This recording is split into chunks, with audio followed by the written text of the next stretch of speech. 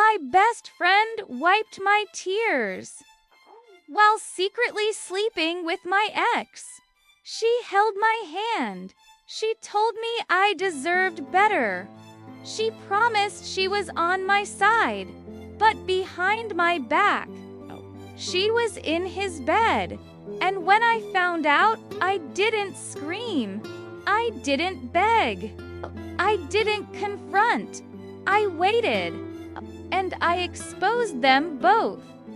Her name was Emily. We met in high school, freshman year, first day, same math class. She was the girl who asked to borrow a pen and ended up borrowing my life. From that day on, we were inseparable. Sleepovers, late night talks, sharing secrets, dreaming about our futures. She knew everything about me. My fears, my heartbreaks, my insecurities, my hopes, and I knew hers. Or at least, I thought I did. People always said we were like sisters. We believed it too. Then I met Jason. He was charming, confident, funny, a little reckless, but magnetic. Emily loved him from the start. "It's perfect for you," she said. "You deserve someone like him." She helped me pick outfits for our dates. She gave me advice when we argued. She celebrated every milestone with me. Our first trip, our anniversary, our move-in together. She was part of our relationship. I thought that meant loyalty. I didn't know it meant proximity. Jason and I were together for 4 years. 4 years of building a life. 4 years of inside jokes. 4 years of future plans. Marriage, kids, a house. Then one night, out of nowhere, he said, "I'm not happy anymore." Just like that. No warning, no explanation, no second chance. He packed his things and he left. I collapsed. I cried for days. I couldn't eat. I couldn't sleep. My world had ended. And Emily was there. Emily came over every day. She brought food. She sat on my bed while I cried. She told me, "You're better than this. He doesn't deserve you. You'll find someone better. I'm here for you." She held me while I sobbed. She wiped my tears. She stayed on the phone with me late at night when I couldn't sleep. She sent me motivational quotes. She told me to block him. She told me to forget him. She told me she'd never let anyone hurt me again. And I believed her. She was my best friend. It started small. I noticed she stopped talking badly about Jason. Before, she used to call him selfish. Now she defended him. "Well, breakups are complicated," she'd say. "He's not a bad person," she'd say. "I think he's just confused," she'd say. It bothered me. But I told myself, she's just trying to be mature. Then I noticed something else. She started dressing differently. More makeup, more effort, new outfits. She started working out more, posting selfies. She started going out more. Without me. When I asked, she'd say, "I just need space." I didn't push because I trusted her. One night, I couldn't sleep, so I went out for a walk, just to clear my head. I passed by a familiar restaurant, the one Jason and I used to go to all the time. And there they were, holding hands, not kissing, but sitting together, laughing, drinking, too comfortable, too familiar.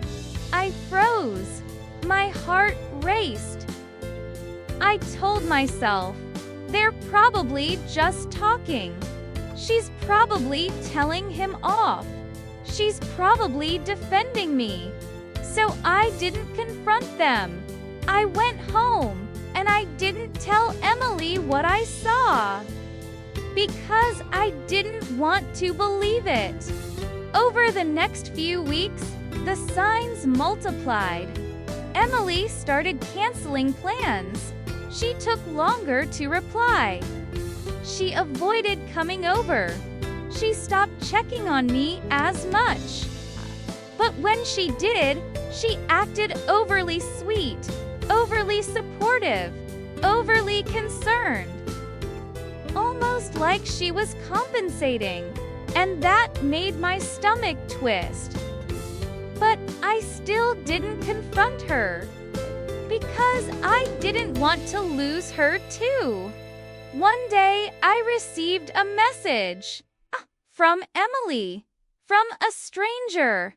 It said, "I'm so sorry, but you deserve to know." Attached was a photo.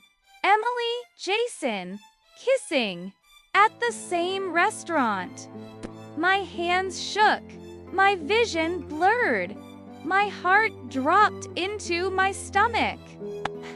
I felt sick. I stared at the photo for a long time. Then I replied, "Who is this?" They answered, "Someone who knows the truth." I wanted to scream. I wanted to cry. I wanted to confront her immediately. But I didn't, because I didn't want to expose them yet. I wanted to understand. I wanted proof. And I wanted the truth. I started paying attention. I noticed Emily started staying out late. Jason posted stories at places she'd told me she was going to. She stopped talking about dating. She stopped giving me relationship advice. She stopped encouraging me to move on, almost like she wanted me stuck. Because my pain made her feel less guilty, I checked social media. They didn't follow each other publicly, but they liked the same obscure posts. They were tagged at the same locations, always hours apart. Like they were trying to hide, but not well enough. One night, I decided to follow my gut. Emily told me she was out with coworkers. Jason posted a story from a bar. Bar, same night, same background. I went there. I didn't go inside. I waited outside. And then I saw them, holding hands, laughing, kissing. Not a mistake. Not a coincidence. Not a misunderstanding. A relationship. My best friend was dating my ex, behind my back, while comforting me. I felt something I had never felt before. Not just heartbreak. Not just anger. Not just sadness. Betrayal. The deepest kind. The kind that doesn't just break your heart. It breaks your trust, your safety, your sense of reality. Because if your best friend can betray you, Who can you trust? I went home, and I cried. Not because of Jason, but because of Emily. Because I lost 2 people in one night. I didn't confront them. Not yet. Because confronting them would only give them a chance to lie, to minimize, to manipulate, to rewrite the story. Instead, I decided to do something different. I decided to let them think they were getting away with it. Because when people think they're safe, they get careless. And careless people leave evidence. Over the next few weeks, I quietly collected proof, screenshots, photos, videos, locations, dates, messages. I didn't hack. I didn't spy illegally. I simply observed and documented. I saved everything. I created a folder. I named it Truth because that's what it was. And that's what I would use. During that time, Emily continued pretending. She continued comforting me. She continued saying, "You deserve better." He was toxic. "You're stronger than this." And every time she said it, felt sick because she was sleeping with him.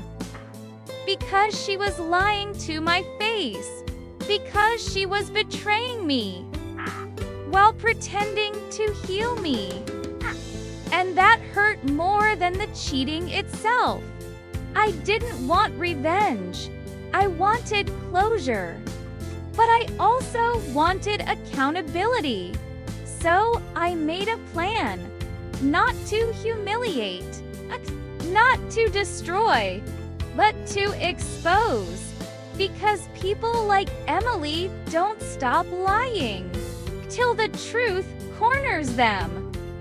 And I wanted the truth to corner them publicly. I invited Emily out, just the 2 of us. "Girls' night," I said. She agreed immediately. Probably relieved I wasn't suspicious. We met at our favorite cafe. The one where we used to talk for hours. The one where we planned our futures. The one where she once told me, "I'll never betray you." We sat down. Ordered drinks. She smiled. "How are you feeling?" she asked. I smiled back. "Better," I said. She looked relieved. "That's good," she said. "You deserve peace." I nodded. "You know," I said, "I think I'm finally ready to move on." Her eyes flickered. "Oh," she said. "Yes," I said. "I've been talking to someone." She stiffened slightly. "That's great," she said, forcing a smile. "I'm happy for you." I leaned forward.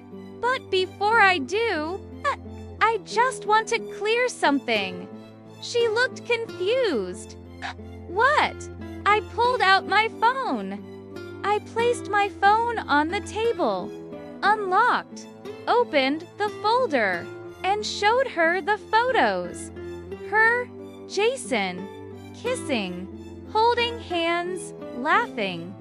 Together, her face drained of color. Her smile disappeared. Her hands began to shake. "Do you want to explain this?" I asked calmly. She stared at the screen, then at me, then back at the screen. I can't explain," she stammered. Said. She started crying. "I didn't mean for it to happen," she said. "It just happened." I stayed silent. "I didn't want to hurt you," she said. That's why I didn't tell you. I laughed softly. You didn't want to hurt me? I said, you comforted me while sleeping with my ex. She cried harder. I was scared, she said. I didn't want to lose you. I leaned back. I said.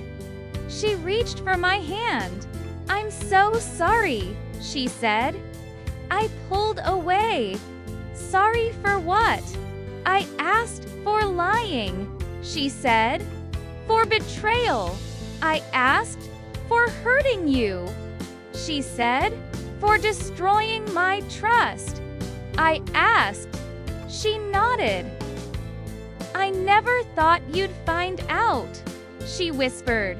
That hurt more than anything else. Not the cheating, not the lying, but the fact that she planned to never tell me, to let me suffer, while she built a life with my ex.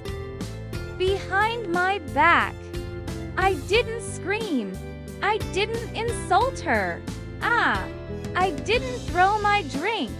I simply stood up and said, you lost a best friend today. Then I walked away. I blocked her number, blocked her social media, blocked her everywhere. Not out of anger, out of self-respect. Within days, their relationship became public. Friends started asking questions. People started connecting dots. They tried to control the narrative. She was over him, they said. They were already broken up, they said. It just happened, they said. But truth doesn't need defense. It just needs time. And time always reveals everything. The real pain wasn't losing Jason. He had already emotionally left long before the breakup. The real pain was losing Emily, because she knew everything about me. My fears, my weaknesses, my heartbreaks. And she used that knowledge to protect me, but to betray me. And that cut deeper than any breakup ever could. Looking back, there were signs I ignored. She defended him after the breakup. She stopped encouraging me to move on. She became distant but overly sweet. She avoided certain topics. She started acting guilty before I even knew. But I ignored them because I trusted her. And trust without boundaries can become vulnerability. Love is emotional. Loyalty is behavioral. People can say they love you while doing things that hurt you, but loyalty is shown in actions. And her actions showed me everything I needed to know. If you've ever been betrayed by someone close, remember this: it's not your fault. You didn't cause it. You didn't deserve it. And you didn't imagine it. People don't betray you because you're weak. They betray you because they're selfish. And that's on them, not you. I don't hate her. I don't wish her harm. Simply removed her from my life. Because sometimes, the strongest revenge is walking away. She pretended to comfort me while secretly dating my ex. But in the end, I lost a liar. And I gained my peace.